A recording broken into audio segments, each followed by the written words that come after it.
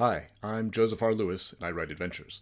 But I also like to play adventures and run adventures. So I have a lot of experience at the table. I play a couple of times a week if I'm lucky.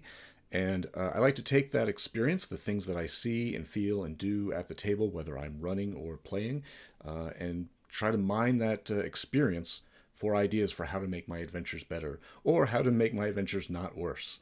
And I want to talk about one of those lessons that I've been thinking about a lot lately, and that is here's the punchline right up front: interactivity is king. Lesson number one here is always give the players something specific to do. Always put something in the foreground of your adventure for the players to see and latch onto and interact with. And here's the thing that I've been experiencing lately that I think is problematic or not so great, and that's when the GM starts the adventure before the adventure really starts. And that means we get a beautiful description of the forest that the PCs are moving through. The trees look like this, and the breeze smells like that, and the birds are singing, and the animals are scampering, and the sky is doing something. And then the GM pauses, and there's a long silence. And I think they're waiting for us to roleplay or interact or ask questions, but there's nothing really to interact with. There's no one to talk to. The setting is just the setting. There's nothing to poke right now. So the players just sit in silence, and then the GM has to start talking again. So then the GM brings us to the village, and we get a lovely description of the village. We get the buildings look like this, and the people look like that, and they're doing this, and it sounds like this, and we smell that.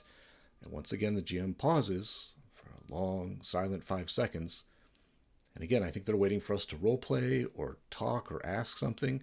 But once again, we haven't been given anything to do, to latch onto, no person to talk to, no body to poke, and so we don't do anything. And I don't know how common that is at your tables or if you've experienced this before, but I've experienced it a bunch of times. And I think the problem is part of it is starting the adventure too early, and part of it is creating a scene where there's no scene.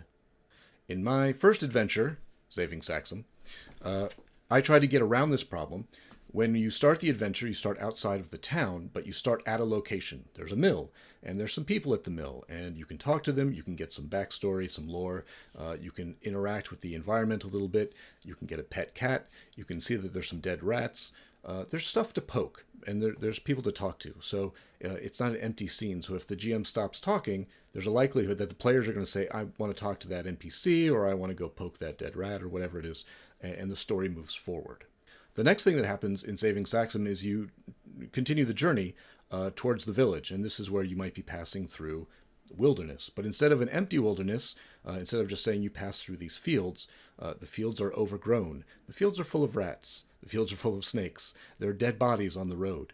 There are things to interact with and poke, and then you can get attacked by rats and snakes. So there's things to do. There's things in the foreground of those scenes that helps move the story forward. They're not just random things, but they are tied into the greater story. And then when the players finally arrive in the village of Saxum, I don't just describe that there is a village and it looks like something. I explicitly say you can hear people over here, you can see people over there, and there are these three key buildings that you can clearly see. There's a big blue house, and there's a red temple, and there's a granary. So it's easy for me to call out, here are some options for you to interact with, here are some things to go do, here are some things you could ask me questions about. I explicitly put options and things in front of the players for them to interact with, because again, interactivity is king. So just to wrap this little bit up, my advice coming off of all of this is make sure that when you create a space or a scene or something that the players are supposed to go through and experience, that there are clearly things to poke, people to talk to, and options, things to interact with or places to go where you can clearly say as the GM, here's 1, 2, and 3, what would you like to do? As a writer, what you want to avoid doing is creating a room that has nothing in it, a space where nothing is happening, a description, maybe it's lengthy lore or history or backstory, maybe it's an introductory text that you want the GM to read aloud that sets the scene. Anything where the players are not playing is probably not great. So we want to put things in front of the players as quickly as possible and as clearly as possible and say, here, what do you want to do? Oh, sorry, real quick.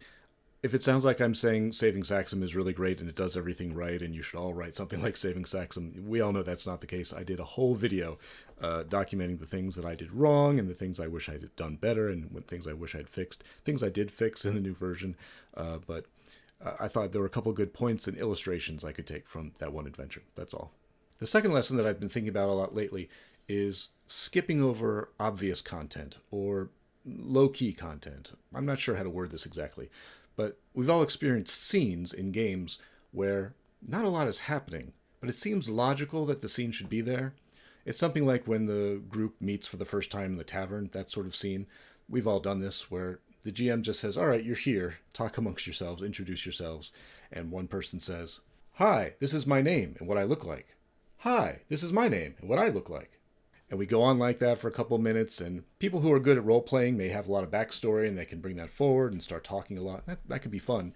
And the people who are not so good at it or who are new maybe don't say anything at all. But there's nothing really for the group to do, so we're just kind of killing time, those kinds of scenes.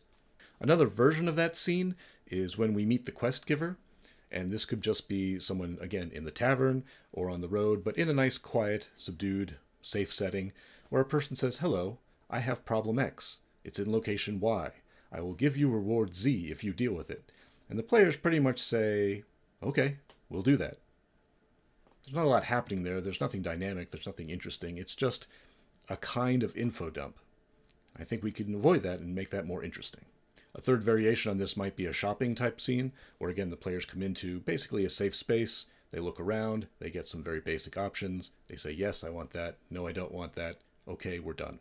If they need to get things, hopefully the GM can handwave that a little bit and move things along. Or we, as adventure writers, can inject some adventure into those kinds of scenes. My recommendation for how to solve that problem as an adventure writer would be to create opening scenes where the players can, if we think they might be meeting for the first time, because this is a new group or this is an introductory adventure that you're writing, have a dynamic way, a sort of hot start for the players to meet while something is happening. Maybe they meet because they all woke up in the middle of the night and the schoolhouse was on fire. They all ran to help, and now they're interacting for the first time while doing something. Give the players something to do, something to care about, something where the outcome is uncertain. So we don't know who's going to live or die. We don't know what's going to be obtained or lost. We get to play to find out. That's the exciting part. That's the adventure. So anytime that you can put something to do on top of the other activity, the obvious activity, like meeting, that's great. Another variation of this might be when you meet the quest giver. Maybe the quest giver isn't just sitting in their office or waiting to give you the assignment. Maybe this is a person who is in the middle of being robbed or in the middle of being kidnapped. They're in danger. They're fleeing for their lives. And the players can get involved in that situation. They can stop the bad guys. They can help the good guys. We're not sure what the outcome might be. We don't know if this person will survive. We don't know what information they have. Maybe they only have half the map and now we have to go find the other half. Again, we play to find out. So creating ambiguity and danger and uncertainty where the players can get involved and the outcome is unknown is much more exciting than having kinds of set pieces where the NPC or the adventure just sits there and waits to be picked up. We want it to fight back. We want it to struggle. We want to give the players something to grab onto and have a memorable and exciting moment. So, as with everything, moderation is important. And I admit that not every room can be on fire. Not every NPC can be on fire. I recently admitted to a friend of mine in the game space that my signature style could probably be described as trying to shove a Victorian novel inside every room. And she laughed and said that's probably accurate. And that's something I'm trying to work on. But I think I'm probably at the better end of the spectrum. And I encourage you to come join me in this end of the spectrum where we're trying to cram Victorian novels into every room, where stuff is happening, where the players can get involved and interact, and they can push and pull, and the outcomes are uncertain. And we get to play to find out. And I think that's a great way to play and a great way to write your adventures. So this is me encouraging you to set all your NPCs on fire and shove a novel in every room, and I think you'll do just fine. And I think that's all the advice I have for right now, so good luck out there.